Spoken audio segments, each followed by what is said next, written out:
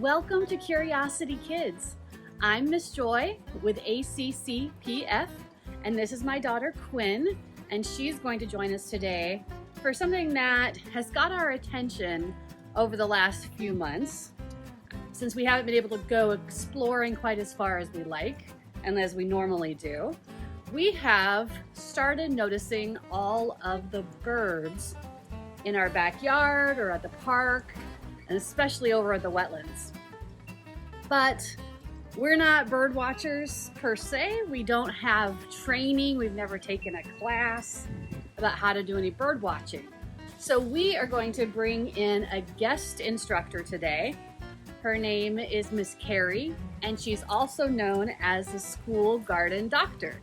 And she's going to give us some tips about how to bird watch. So she's also going to teach us how to make these really cool binoculars that you can use outside in your own garden or when you go for a walk. So welcome, and let's check out what Miss Carrie has to say. Hi kids, it's Miss Carrie here, also known as the school garden doctor. In this series for Curiosity Kids, I'll share some birding basics. Before we begin, you might be wondering, why would you even want to watch birds? Well, first of all, birds are pretty cool. They're the only animals that fly, and they're really, really diverse. But the best thing I like about watching birds is that they live everywhere, so it's easy to find them in your backyard, park, or garden.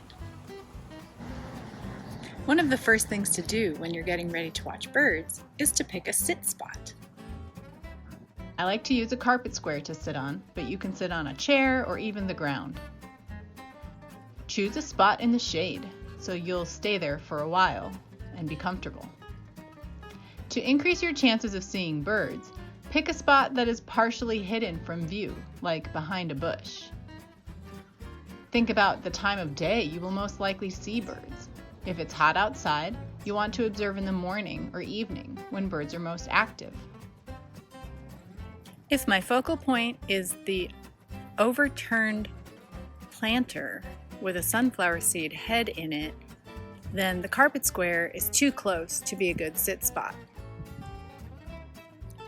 This distance might be just right. Not too close, not too far, but you can still see if a bird lands in that area. Once you've found a good sit spot, practice observing your focal area for a little while. Waiting to see birds takes patience and careful attention to detail. Sometimes it's helpful to have binoculars when bird watching. I usually carry them with me, but not everyone has binoculars. So that's why I suggest making the Better Observer binoculars out of materials you can find at home. Gather 2 empty toilet paper tubes, wide tape, string, scissors, and a hole punch. Oh, and maybe some markers or stickers to decorate if you want. Place the 2 toilet paper rolls side by side. Cut a length of tape that will wrap all the way around both tubes 2 times. Wrap the tape around the tubes so there is no space between them. Punch a hole on the outer edge of each tube. Then measure a piece of string that is long enough to fit over your head when tied to the toilet paper tubes. A piece of string that hangs around your neck and reaches to your belly button is plenty. Thread the string through the holes and tie the string securely.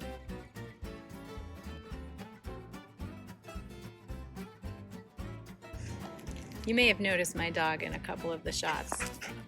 If you really want to see birds, you should probably put your dog or cat inside before you start observing.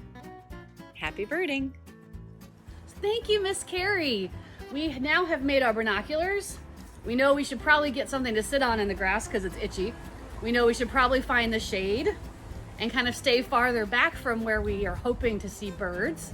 So we should grab our nature journal and head over to the park and see what we can find.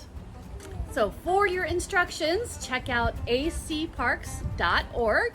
It has all of the items that you're going to need to make your own binoculars and different tips from Miss Carrie on how to be an excellent bird watcher. So thank you. Get outside, go have some fun. Bye.